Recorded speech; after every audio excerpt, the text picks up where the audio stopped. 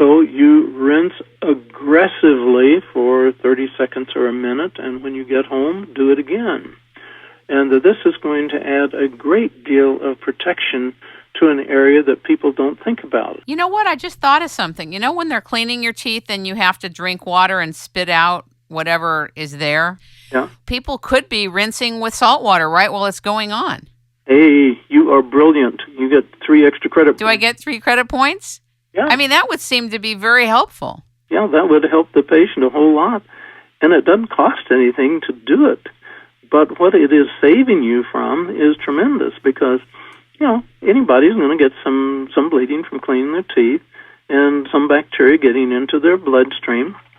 And this is all published in the literature that, from removing a tooth, from cleaning your teeth, you're going to get what's called a transient bacteremia. That is for several hours, not several days. You're going to have these bacteria traveling around looking for a new home. So why not kill them before they get on the highway? Well, since I didn't wash with salt water after or during my treatment, a week later, what do you recommend somebody to do? Well, at any time, I actually recommend first thing in the morning, rinse with a salt water, because it kills the bacteria that gives you morning breath. You may not know what that is, but some people do. I clean my tongue every day, twice a day, morning and night as well. Idea going on here. And rinse, so you're getting in between the teeth and getting the gums, and you're going to have a whole lot less problems with all of your life if you do that, because it's getting rid of a big sort of non-recognized source of all these bacteria. Now, you have an MS from the University of Colorado in toxicology and immunology. I know you graduated in 1962 from the University of Nebraska, and you were involved in mercury toxicity in human health in 1973, where you started to look at those correlations. Yes. And, I know that you've written tons of books and have DVDs available to the public. And because of your whole systems approach to dentistry, which has gotten your license revoked, and I want to say that so that listeners are not shocked when they go online and they see adversarial things about you, to understand that you've been pioneering something. Tell me if I'm correct. Did your inspiration start from Dr. Weston Price? No, he actually didn't come into my life until about 1985 and 86. But historically, briefly, in 62, I graduated in 60, and I was taking postgraduate work every 3 weeks for the first 10 years of my practice. And I never quite felt, went to a very good dental school, and we had hospital internship, and we just had things that nobody else had. But I still felt I didn't have a grasp on it until I took a course from Dr. Arne Lauritsen in 68.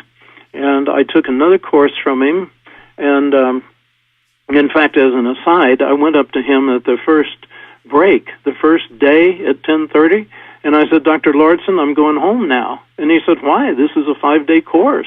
And I said, yes, but I have my money's worth, and I don't want to cheat you. Because he was brilliant in telling you the basics of dentistry that I had not been able to learn in everything else. Eventually, I wrote his textbook, and when we're about halfway through, he said, by the way, you're going to write the chapter on nutrition. That's chapter number 1. I said, I don't even know how to spell it. I don't know what you're talking about. I can't write a book on that chapter on that. And he said, you go see Melvin Page, you go see Emmanuel Saraskin, and you learn about nutrition. And that turned my life around for the first time. And I learned about the blood chemistry in relation to controlling dental decay and gum disease. And then in 73, I was lecturing at an international conference in Mexico and showed a slide that, now, this doesn't always work, because sometimes, here's a case of massive gum disease. I know everything about the chemistry I need to know. I know how to correct all of these problems that are in the chemistry. The only problem is it doesn't work. And Dr. Olimpio Pinto came up from the audience, and after it was over, and he was from Rio de Janeiro, Brazil, and he said, that's because of the mercury coming out of the silver fillings. I said, mercury can't come out of the fillings. It's bound with the alpha phase, the gamma phase, the delta, and all this stuff. After about 10 minutes, I shut up and started listening. That's when I started learning. And he said, well, you know about blood chemistry. Why don't you go home and just do a simple CBC, the red blood cells and white cells. You do one, you put in some amalgams, you do a follow-up a couple of days later. Then you take some out, doing follow-up, doing chemistries before and after, and then call me. Well, within 3 weeks, I had given away all of my materials, all my equipment for placing amalgam. And it took me 3 weeks to decide that mercury was poisonous, and it was very obvious in the blood chemistries what it was doing. So after a few of these, I think I had a dozen cases, I went to the Dental Association and said, hey, we are poisoning people with this stuff. The mercury comes out, and look what it does to the chemistries. And they decided it was easier to eliminate me than to eliminate mercury. So they came up with about 150 different challenges against me, which boiled down to 3 or 4 things, which were, number one, I refused to place amalgam, refused to refer somebody for amalgam. Well, nobody ever asked, but this is what the bottom line was, and I refused to do root canals, and I wrote a book that they didn't like called It's All in Your Head. And many of my patients have been told that their problems are all in their head, implying psychological, but I found their problems were all in their head, in the lower third of the head. Continue. That's where the title came from, and that's when the war started. Because now, they said 12 cases and they're not enough to prove anything. Now I have 300,000 data points of blood chemistry information on people before and after removal of all these toxins. And they still say, well, there's no data that proves that mercury is dangerous. In fact, they have been quoted to say, yes, mercury is the most hazardous metal on the face of the earth. However, in the mouth, get this, in the mouth, its toxic properties are rendered harmless. I told that to the professors at the University of Colorado, and they got a good laugh out of that and said they must have discovered alchemy. Well, the American Dental Association has also lobbied to put fluoride, a neurotoxin, in our water supply and give fluoride to people in their mouths. So obviously they're on the wrong side of science. Well, they're on the right side of economy, and that's a big thing because, Kim, do you have any idea what the financial liability is to dentists for placing this when the Dental Association has known since 1840 that it was hazardous? In fact, the Dental Association destroyed itself in 1840 over the argument of should we use mercury because it's cheap or should we not use it because it's poisonous.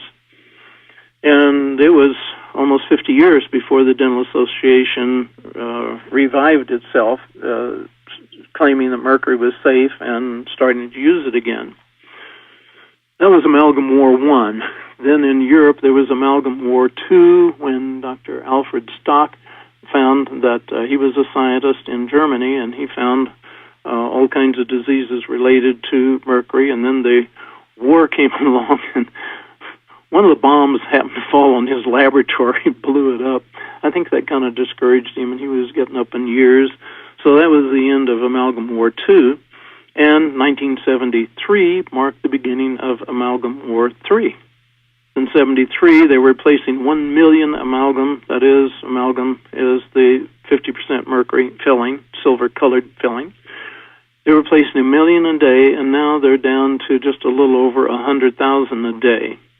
Well, that's a big improvement, but there is still a whole lot of people getting contaminated with mercury every day that don't really have to be.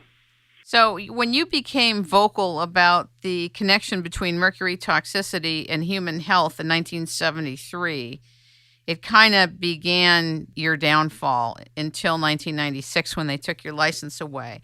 I want you to explain to the public why you're down on root canals and why you feel they're at the root of so many diseases like autoimmune diseases, focal infections, and why you wrote the book Root Canals, Savior or Suicide. Well, I figure that it is time for the public to be informed. Now, there are a lot of things running around that are toxic. Does anybody who smokes think that smoking is good for them? No. When you really get down to it? No. Does anybody who drinks excessive amounts of alcohol think that that's a safe thing to do for their health? Not really. But they do it anyway. Why? It is their choice.